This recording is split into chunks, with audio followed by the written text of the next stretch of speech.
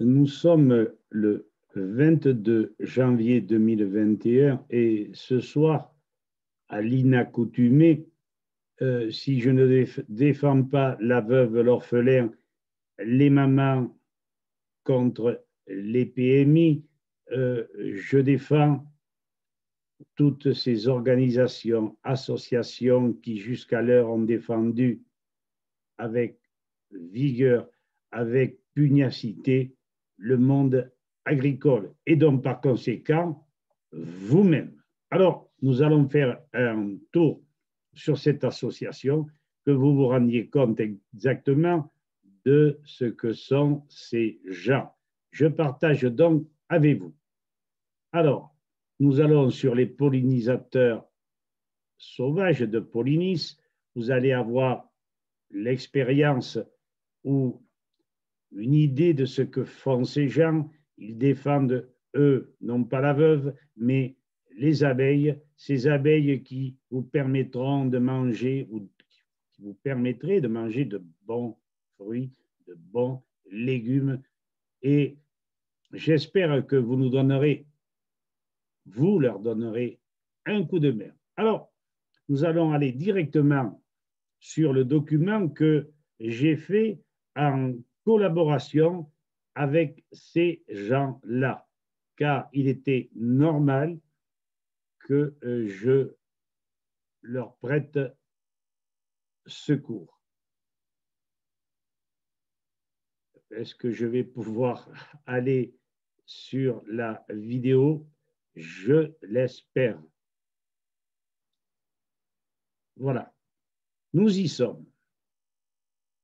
Donc, vous avez le lien https www.polynice.org et tous unis et dans les. Mais on ne peut les aider qu'indirectement en signant leur pétition, en achetant aux agriculteurs de proximité et en laissant tous ces produits chimiques de côté qui ne font qu'aggraver le contexte de santé à la fois des abeilles, des insectes pollinisateurs et qui nous permettront par la suite de sortir de ce contexte mortifère. Voici l'équipe de chez Polynice. La vidéo est intitulée « Manger demain, pas sûr ». Et je ne plaisante pas. Si vous ne nous aidez pas, si vous ne faites pas votre part de travail d'information et d'achat sur vos maraîchers, sur vos arboriculteurs, agriculteurs, n'ayez crainte. Voilà ce qui va se passer. Je vous en supplie, faites un pas vers nous, un effort de compréhension.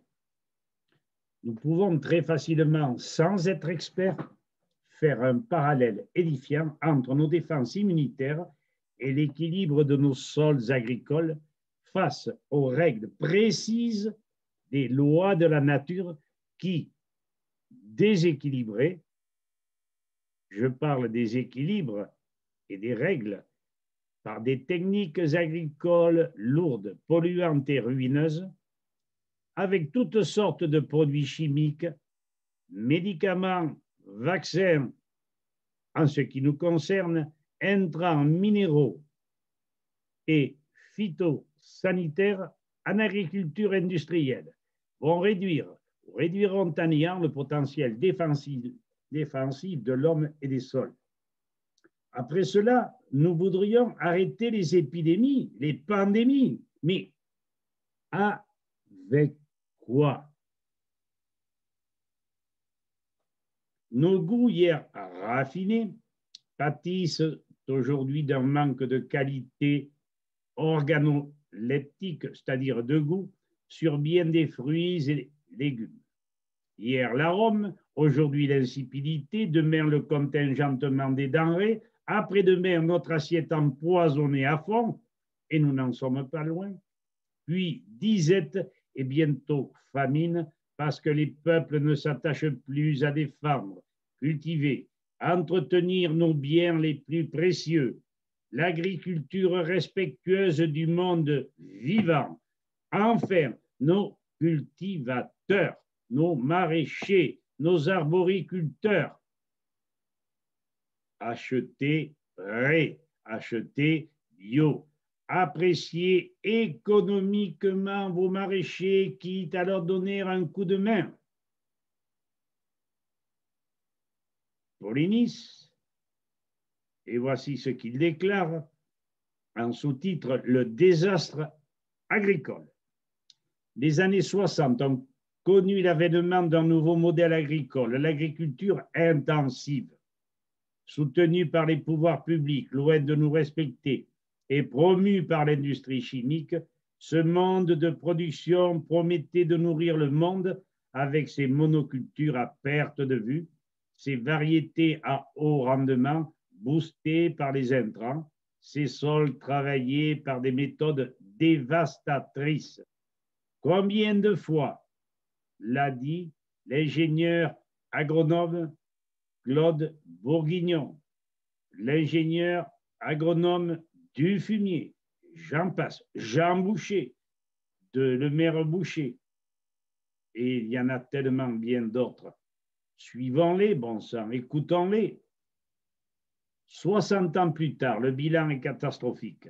Les terres sont érodées et rendues stériles. Les micro-organismes de l'humus et les auxiliaires des cultures, notamment les pollinisateurs, ont été décimés, déversés année après année dans les champs. Les molécules toxiques contaminent les sols, les eaux, l'air.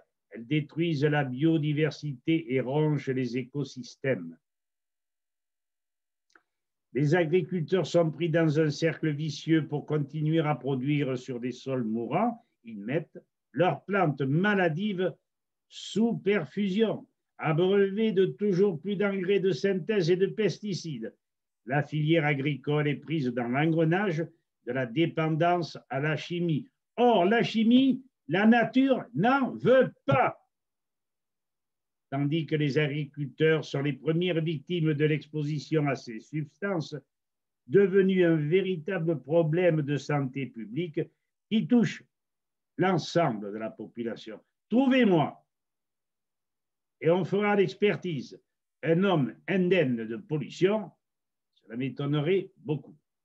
L'échec de ce modèle n'est pas seulement inquiétant. La pérennité même de la sécurité alimentaire est désormais en jeu. L'hécatombe des pollinisateurs en déclin dans toute l'Europe met en péril la production de 75% des espèces végétales destinées à l'alimentation. Pesticides, lobbying, c'est un sous-titre de l'association dont je viens de vous parler. Malgré les ravages causés par le système agricole intensif, ce modèle semble inamovible, enraciné au cœur des institutions.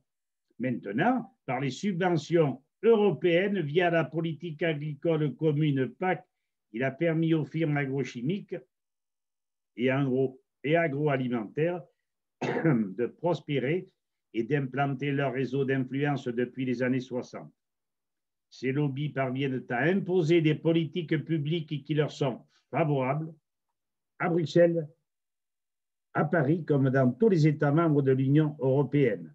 En cas de menace sur leurs intérêts, ils invoquent la liberté d'innovation et condamnent tous nos agriculteurs justement à une impossibilité d'être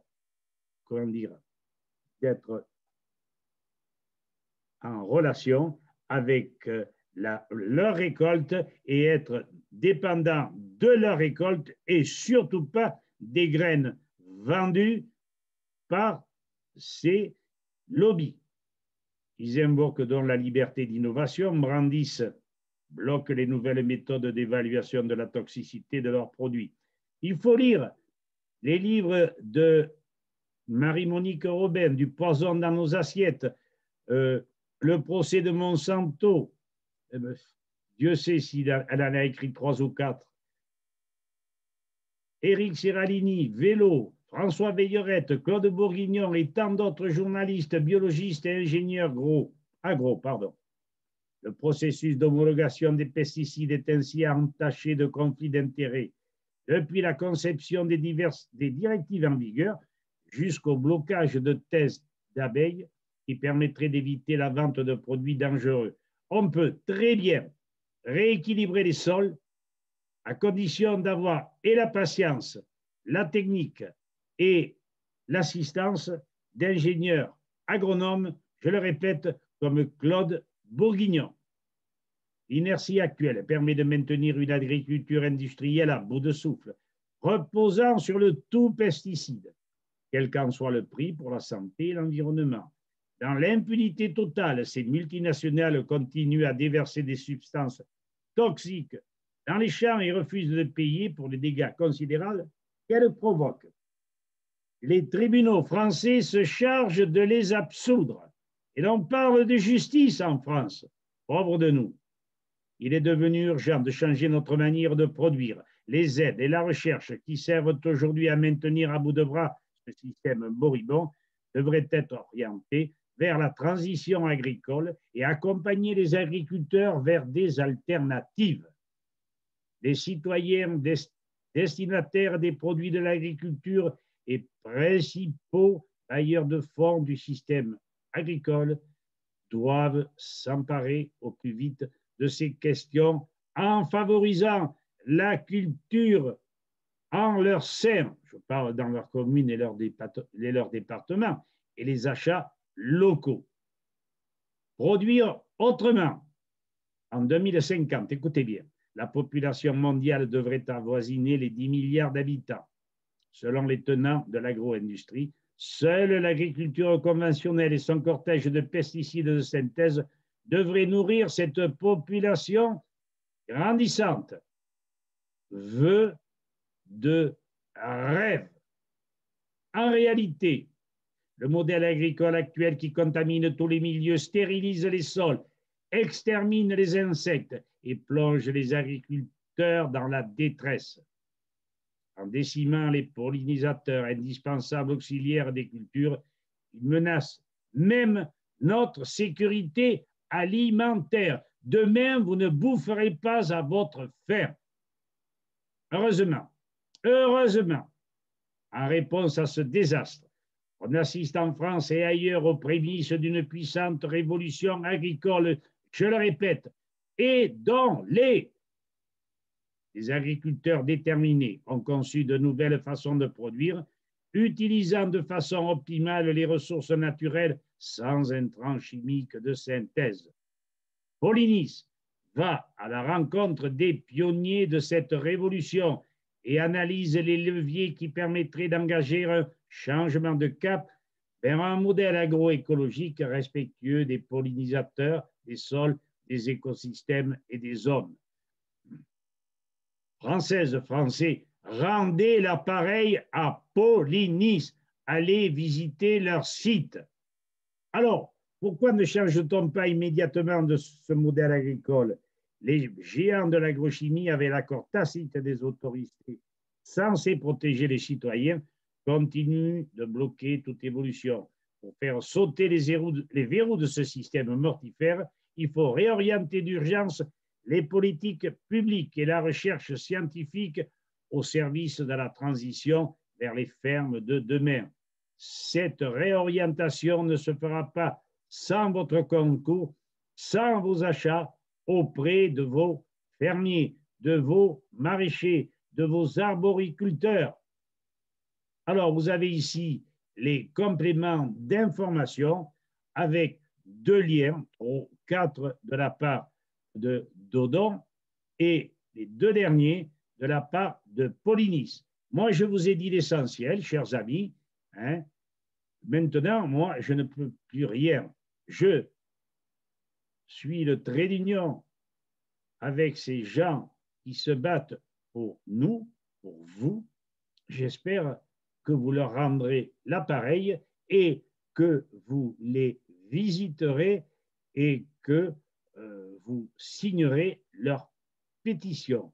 Voilà, nous sommes, donc, je vous l'ai dit, le 22 janvier 2021. J'ai fait ma petite allocution. Je vous ai mis en garde. Maintenant, à vous de choisir, hein, ou les moyens, ou malheureusement la fin. Et je ne plaisante pas. Merci et au revoir.